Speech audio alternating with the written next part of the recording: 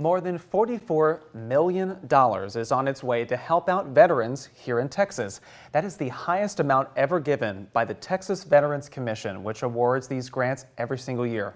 This year, 161 different organizations will get some of that money, and 31 of them are right here in Central Texas. Really incredible numbers there to share, but even more incredible, the stories behind those numbers. So we are honored to have one of those grant recipients here in studio with us today, Debi Krakar, with the really the founder of the Austin Dog Alliance, joined by Elaine Zavala over there on the end. She is the director of the Fund for Veterans Assistance. And then, of course, our special guests here in the middle, Stitch, who is an 11-month-old service dog in training, and his wonderful trainer, who we have dragged here on set to make sure that Stitch can continue his training even while we do our interview here. So thank you to all of you for being here and for the work that you all do. I do want to start with Debi here because we want to hear all about Stitch and the dogs that you all work with, how they help and what are some of their stories. Okay, so this is Stitch. He is an 11-month-old lab.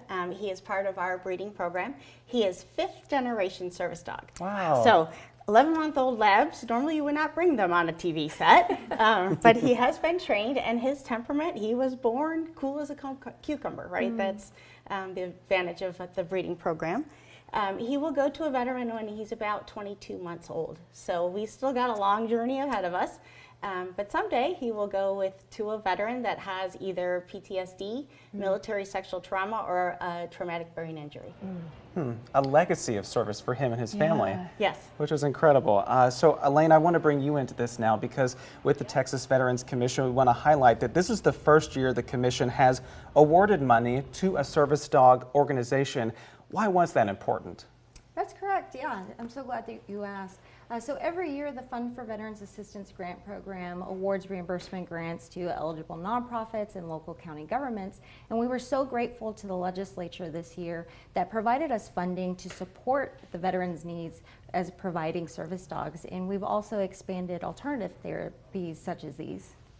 So I want you guys to talk a bit about the veterans who will be paired with dogs like Stitch, or some of even the other grant recipients through other programs. Tell us about some of the stories and the impacts you've seen on these veterans. How do these services help? So we have several examples. We have a man that had school-age children, and he had PTSD, resulted in some social anxiety. He had never gone to a school function. He had never gone into the school with his kids. And can you imagine that? All the other dads are there for lunch with their kids, and a child doesn't have their dad there. We gave him a service dog and a whole new relationship with his children. He's going on school events. He went on a Boy Scout outing. It really changed his life, and not just his, but his whole family benefited from the dog. So incredible. Yeah, truly having an impact. Broadly speaking, Elaine, can you talk about what some of those other groups are that are benefiting from the money that you all can give out? Sure. So this past May, we awarded over $44.2 million to the whole state. And right here in Central Texas, we have allocated $8.2 million, again, to those 31 organizations you mentioned. And that can be for rent, utilities, transportation assistance. Also, we are providing home modifications to allow our low-income veterans to live independently and safely in their own homes. And then again, our Veterans Mental Health Program that provides counseling.